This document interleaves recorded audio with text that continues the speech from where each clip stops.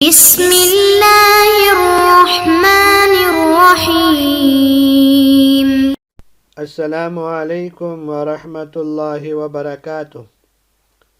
عزیز طلبہ، امید ہے کہ آپ خیریت سے ہوں گے۔ آج ہم قافیہ کا سبق نمبر 48 پڑھ رہے ہیں، جس کے اندر ہم مفعول مطلق کے فعل کو حذف کرنا کہاں واجب ہے وہ مقامات پڑھیں گے۔ ان میں سے دوسرا، تیسرا اور چوتھا مقام پڑھیں گے۔ چلتے ہیں اپنے سبق کی جانب۔ بسم اللہ الرحمن الرحیم۔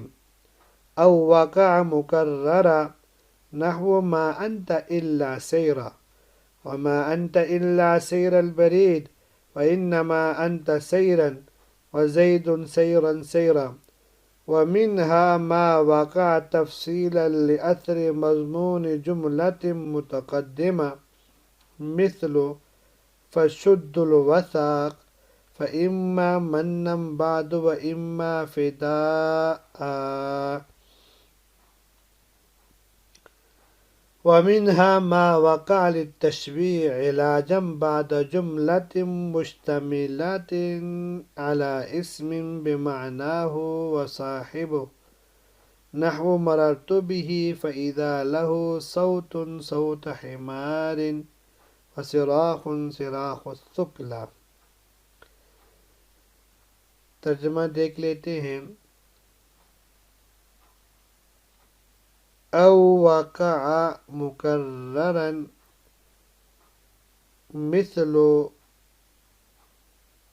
ما انت الا سیرا وما انت الا سیر البرید۔ دوسرا مقام جہاں مفعول مطلق کے فعل کو حذف کرنا واجب ہے وہ یہ ہے کہ مفعول مطلق مقرر ہو کر آ جائے، جیسے ما انت الا سیرا وما انت الا سیر البرید وانما انت سیرا وزید سیرا سیرا۔ تیسرا مقام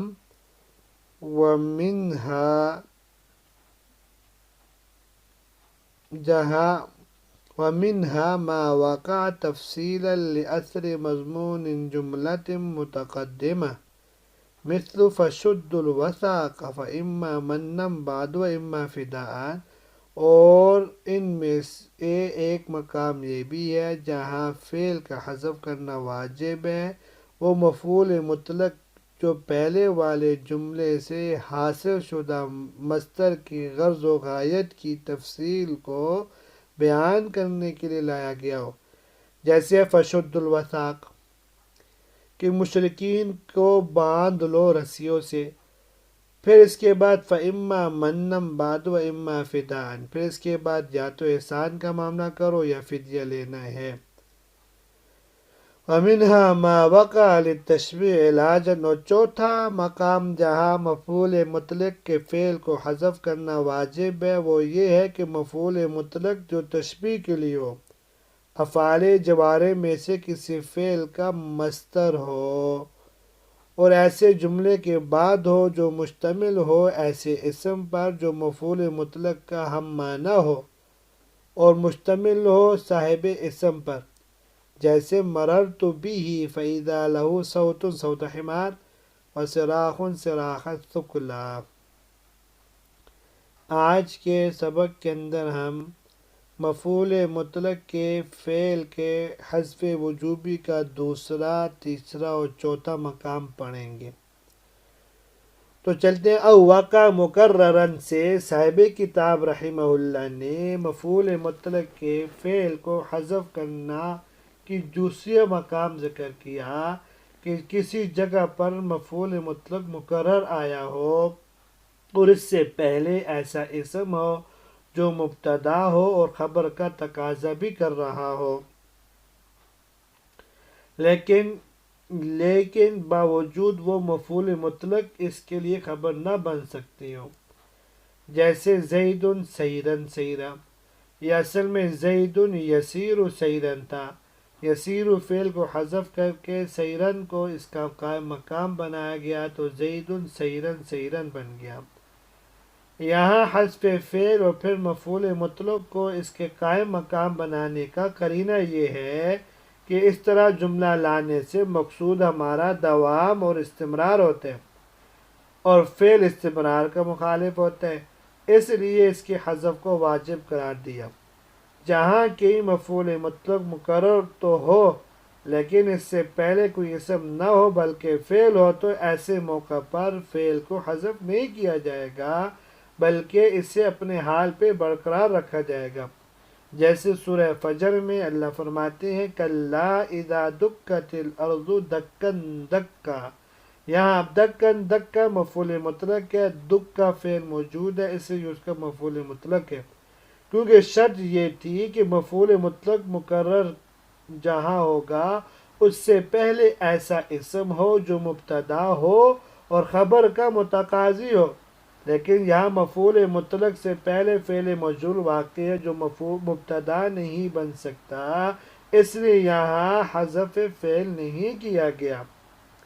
وَمِنْهَا مَا وَقَعَ تَفْصِيلًا لِأَثْرِ مَضْمُونٍ جُمْلَةٍ مُتَقَدِّمَةٍ سے صاحب کتاب حذف فعل کے جو جہاں مفعول مطلق کے فعل کو حذف کرنا واجب ہے تیسرا مقام ذکر کر رہے ہیں کہ کسی جگہ مفعول مطلق سے پہلے ایک ایسا جملہ فعلیہ ہو جس سے مفہوم ہونے والا مصدر اپنے فاعل یا مفعول کی طرف مضاف ہو اور اس کا پورا مطلب و غرض و غایت سمجھ میں نہ آ رہا ہو، کیونکہ یہ مرکب اضافی ہو کر مرکب ناقص کے حکم میں ہو جائے گا، اور اس کی تفصیل اور غرض و غایت کے انواع کو بیان کرنے کے لیے آگے مفعول مطلق آیا ہو تو ایسے مفعول مطلق کے فعل کو حذف کرنا واجب ہے۔ جیسے دیکھیے فَشُدُّ الْوَثَاقَ فَإِمَّا مَنًّا بَعْدُ وَإِمَّا فِدَاءً میں فَشُدُّ الْوَثَاقَ جملہ متقدمہ کا مصداق ہے جس میں فَشُدُّ فعل اور فاعل ہے، الوثاق مفعول بہ ہے، فعل اپنے فاعل اور مفعول بہ سے مل کر جملہ فعلیہ خبریہ ہوا۔ شدہ یشد کا مصدر شدہ آتا ہے تو گویا اس مذکورہ جملہ متقدمہ سے یہی مصدر مفہوم ہو رہا ہے، اسی کو اپنے مفعول کی طرف مضاف کیا تو شد الوثاق بن گیا، بمعنی گردنوں کو باندھنا۔ اب سوال یہ پیدا ہو رہا تھا کہ گردنوں کے باندھنے کی غرض و غایت کیا ہے؟ بعد میں مفعول مطلق لا کر اس کی تفصیل بیان فرمائی کہ فَإِمَّا مَنًّا بَعْدُ کہ میرے بندو اس کا مقصد یہ کہ باندھنے کے بعد یا تو ان کو آزاد کر کے ان پر احسان کرنا ہے کیونکہ الانسان عبد الاحسان، اور قیدی کیونکہ مشرکین ہیں، یا تو مسلمان ہو جائیں گے یا کم از کم آئندہ آپ لوگوں کو تکلیف نہیں پہنچائیں گے۔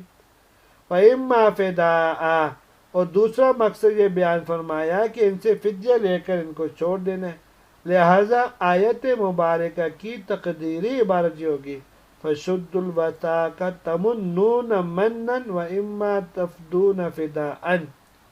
ترجمہ کیا ہوگا؟ ترجمہ یہ ہوگا کہ پس باندھو ان مشرکین کو مضبوطی کے ساتھ، باندھنے کے بعد یا تو احسان کر کے ان پر احسان کر کے ان کو چھوڑ دو یا فدیہ لینا ہے تو ان سے فدیہ لے کر احسان کر دو۔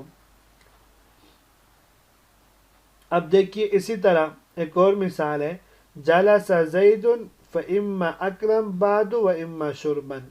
یہاں بھی جَلَسَ زَیدٌ جملہ متقدمہ ہے جس سے حاصل شدہ مصدر کی اضافت یوں ہوگی جلوس زید فَإِمَّا أَكْلًا بَعْدُ وَإِمَّا شُرْبًا۔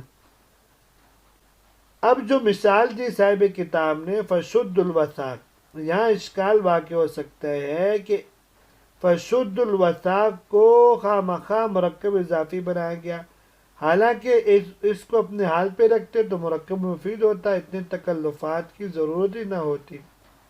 اس کا جواب یہ ہے کہ آپ کی بات درست ہے، لیکن اس سے آگے جو اما منم بعد و اما فداء سے اس کی تفصیل بیان کی گئی ہے تو تفصیل اجمال کی ہوتی ہے، اور اگر مذکورہ جملے کو اپنے حال پہ رکھا جاتا تو اس میں اجمال نہ ہوتا جیسے آپ کہہ رہے ہو، اور اجمال نہ ہوتا تو بعد والی تفصیل بیکار ہو جاتی۔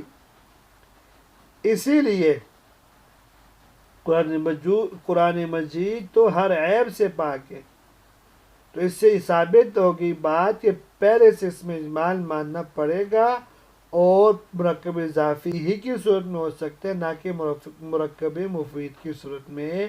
پھر اس اجمال کی تفصیل آگے مفعول مطلق میں آئے گی۔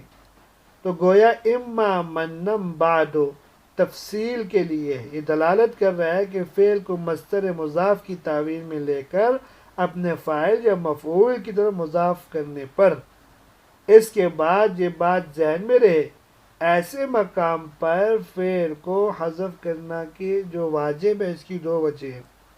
پہلی وجہ یہ ہے اگر فعل کو حذف نہ کیا جائے تو تحصیل الحاصل یا اشتغال بما لا یعنی لازم آئے گا، اس لیے کہ منن و فداءن دونوں سے مذکورہ مطلب و غرض و غایت خود بخود معلوم ہو جاتی ہے، تو فعل کو ذکر کرنے کی ضرورت ہی نہیں رہتی۔ دوسری وجہ یہ ہے کہ یہاں فعل اگرچہ خود مذکور نہیں ہے لیکن اس کا قائم مقام اس کی طرف سے ترجمانی کرنے والا مفعول مطلق موجود ہے، اور حذف فعل پر قرینہ بھی موجود ہے، وہ کیا ہے؟ مفعول مطلق کا منصوب ہونے۔ اس سے یہاں فعل محذوف کے علاوہ کوئی اور عامل ناصب نہیں ہے۔ اب دیکھیے یہاں دیکھو کیا لکھا ہے، جملۃً متقدمہ، یعنی مفعول مطلق سے پہلے ایک جملہ آیا ہو۔ مضمون سے مراد یہ ہے کہ پہلے والے جملے سے حاصل شدہ مصدر کی اضافت اپنے فاعل یا مفعول کی طرف ہوئی ہو، اور اثر سے مراد غرض و غایت ہے۔ وَمِنْهَا مَا وَقَعَ لِلتَّشْبِيهِ عِلَاجًا بَعْدَ جُمْلَةٍ مُشْتَمِلَةٍ عَلَى اسْمٍ بِمَعْنَاهُ۔ اس عبارت میں مفعول مطلق کے فعل کو حذف کرنے کا واجب ہونے کا چوتھا مقام ذکر کر رہے ہیں کہ ہر وہ مفعول مطلق جو افعال جوارح میں سے کسی فعل کا مفعول ہو اور مشبہ بھی ہو، یعنی اس سے کسی چیز کی تشبیہ دی گئی ہو، اور یہ مفعول مطلق ایک ایسے جملے کے بعد واقع ہو جس میں اس مفعول مطلق کا ہم معنی اسم بھی ہو اور صاحب اسم بھی، تو ایسے مفعول مطلق کے فعل کو حذف کرنا واجب ہے، جیسے مررت بزید فاذا له صوت صوت حمار۔ یہاں فعل کے حذف وجوبی پر قرینہ اور قائم مقام دونوں پائے جاتے ہیں۔ قرینہ تو مفعول مطلق کا منصوب ہونا ہے، اور جو اپنے لیے عامل ناصب کا تقاضا کر رہا ہے، اور پورے جملے میں اس کے لیے کوئی عامل ناصب ہے ہی نہیں جس سے اس کو نصب دیا، تو لا محالہ فعل کو محذوف ماننا پڑے گا، اور قائم مقام بھی یہاں وہی مفعول مطلق ہے۔ دیکھیے صوت حمار مضاف الیہ مل کر مفعول مطلق ہے، اور مشبہ بھی ہے کیونکہ اس کے ساتھ والے کے اس سے ماقبل میں ایک اسم ہے، اور وہ ہے صوتن۔ صوتن یہ مشبہ ہے اور صوت حمار مشبہ بھی ہے۔ اس سے پہلے جملہ متقدمہ کا مصداق فَإِذَا لَهُ صَوْتٌ ہے، تو جو کہ مفعول مطلق کا معنی اسم یعنی صوتا پر صاحب اسم یعنی لہو پر مشتمل ہے، لہذا اس میں یسوت فعل وجوباً محذوف ہے۔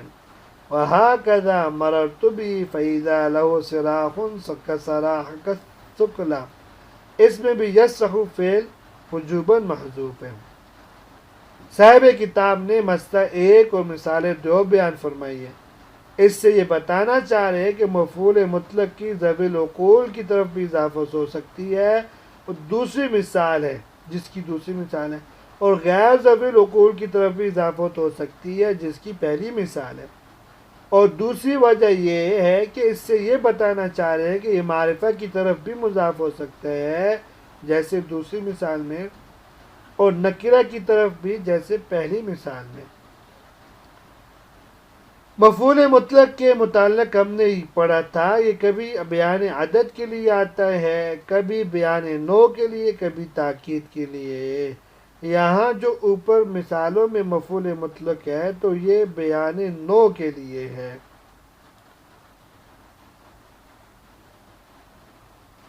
یہاں تک آج کا سبق تھا، امید ہے کہ آپ کو سمجھ میں آ گیا ہوگا۔